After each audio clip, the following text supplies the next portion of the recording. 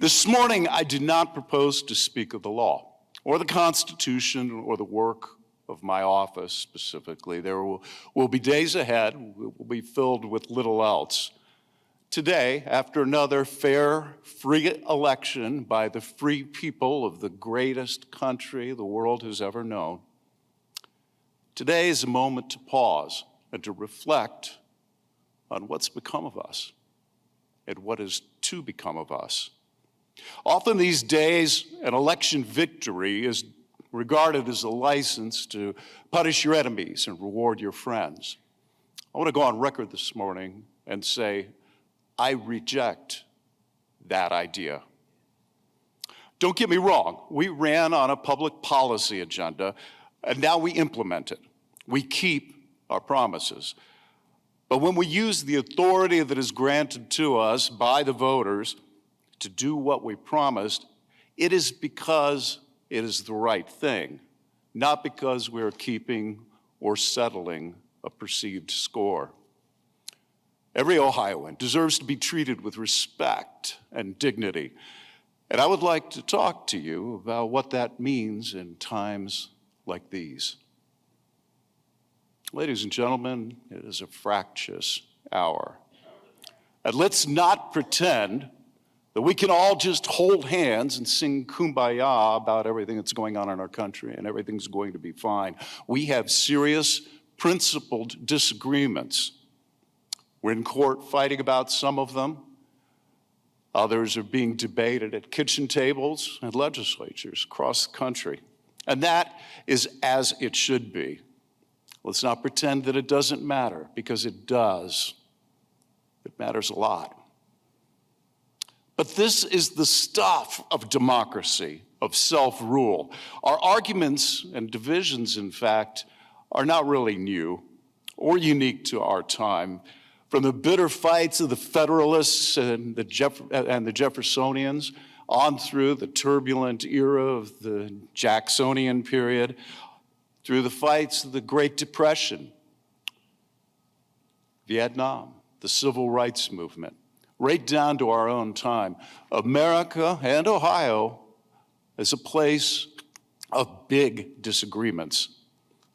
Let me give you a quick example. There were riots in Philadelphia in 1844 over the use of the Bible in the public schools. But stay with me for a second. The argument was not about using the Bible, but which version of the Bible. A Catholic Bible, the Douay version, had been used in public schools in an Irish neighborhood and set the city ablaze. We're talking cannons, people dying and injured, troops in the streets, martial law. Those who think that we've never been so divided are simply ignorant of history. But here's the point, division has not destroyed us. And this morning, as we contemplate the future of this great state and this great nation, I'd like to think briefly about what it means to lead in times of division. 4 years ago, I took an oath of office to serve as the Ohio Attorney General, and I spoke then about the dignity of the individual and how it is protected by the rule of law. I hope to build on that idea this morning. Arthur C. Brooks, the author and former president of the American Enterprise Institute, writes that the problem of our times is not a mere lack of civility, but something closer to what I will call automated contempt. What we have lost as a society, but particularly among our leaders, is respect. Let's be very clear. In a diverse country full of all kinds of people with all kinds of backgrounds and education, we are not going to have ever 330 million people that can conduct themselves with respect toward each other. It's just not going to happen. It's the nature of humanity. But we ought to expect better out of our leaders. And our leaders have equally forgotten the meaning of respect. Respect for those who are different, those who disagree with us or see the world differently. We seem to have adopted a rule that if the other person is wrong, sometimes they are, or self-interested, as they often are, or lacking in virtue in some way, or merely disagree with us, we are free to disrespect them, to hold them in contempt. Those of us that are entrusted with public authority must not walk that road. Socrates said that anyone who holds a true opinion without understanding is like a blind man who just happens to be on the right road. Let's take a moment to reflect on the meaning of respect, because the way we use respect, that word, in America right now means something that our parents might have called good manners or politeness, or its cousin, civility. But respect is more than any of those things, because you can be disrespectful towards someone and still not express it. You can be entirely civil, but hold contempt in your heart. Ladies and gentlemen, respect is more than simply the absence of expressed contempt. As human beings, we learn to read people. When someone simply acts politely but has contempt in their heart, people can tell. So what does that mean? Let's go back to the beginning. Mom told us that nobody is right all the time. Everybody makes mistakes, she said. My mom is here with us today, along with my dad, and I'm very proud to have them with me on this day. But let me tell you,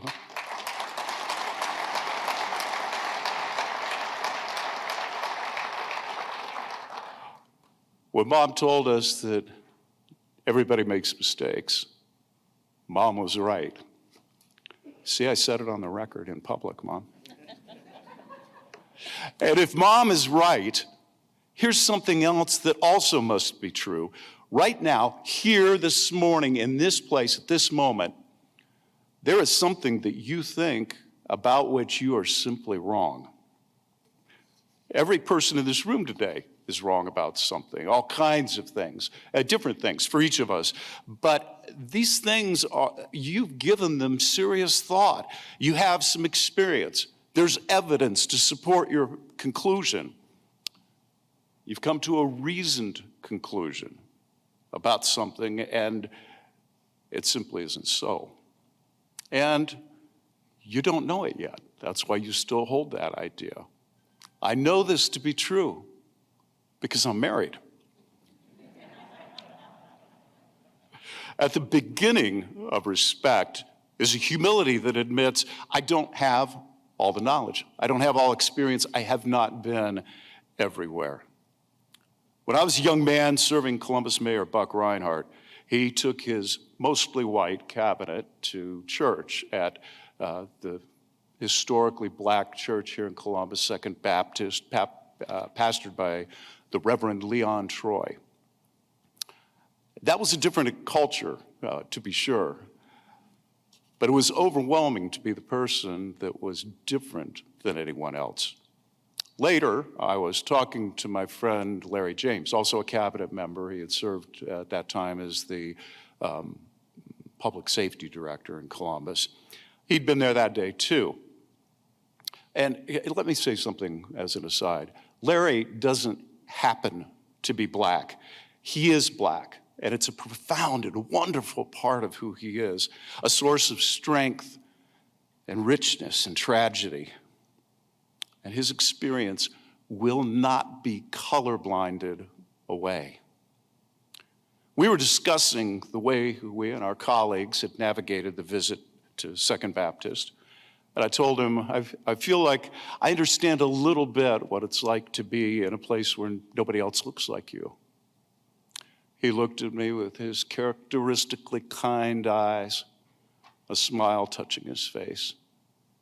And he said, "That's probably true," with a chuckle. He said, "The difference is, Dave, you got to go home." The world looks different depending on where we walk on it, what our experiences have been. Respect begins with the humility of our own limits, what we can't know, what we don't experience. But the second thing respect requires is universality. It applies to everybody. For me, this is a logical requirement of faith, believing as I do that each person on this planet, everyone in this room, was created in the image of God.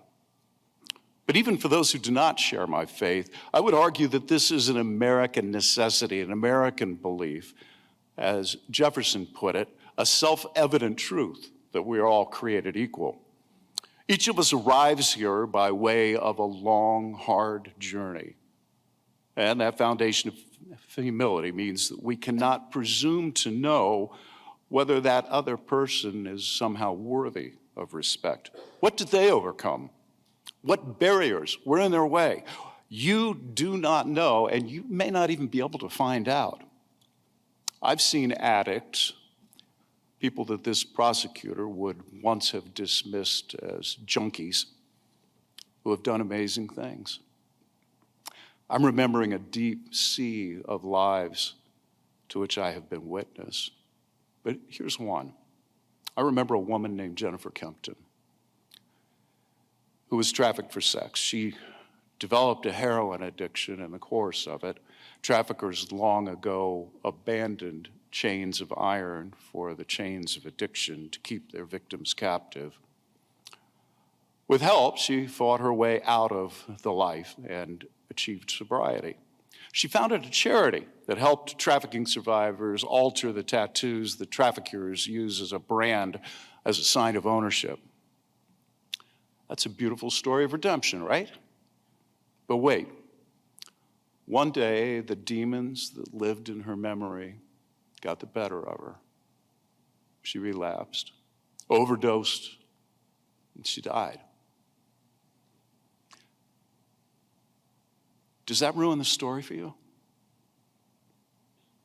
Did that final chapter steal her dignity and value as a human being? How about the first chapters? What if you knew her before her redemption story? Does that steal her value and her dignity? Of course not. Jennifer, you were always worthy of respect, every minute of your life, and you still are. I pray that you have finally found peace. We're worthy of each other's respect, all of us. Finally, respect means understanding that the journey to our convictions is an honest one. The things that folks on the other side of the aisle believe, whether the other side of the aisle from you is a Republican or Democrat, or you're just an agnostic about politics, those folks did not arrive at their conclusions randomly or because of some political convenience. They had a journey, just like you, a journey that's been filled with difficulty and adversity. The people who are not you have seen human suffering and have all suffered themselves, just like you. They've seen things that are unjust and untrue, things that don't work in our society. They have concluded that they want to try to change them for a truer, more just society, for less suffering, to change the things that harm us and the systems that fail us.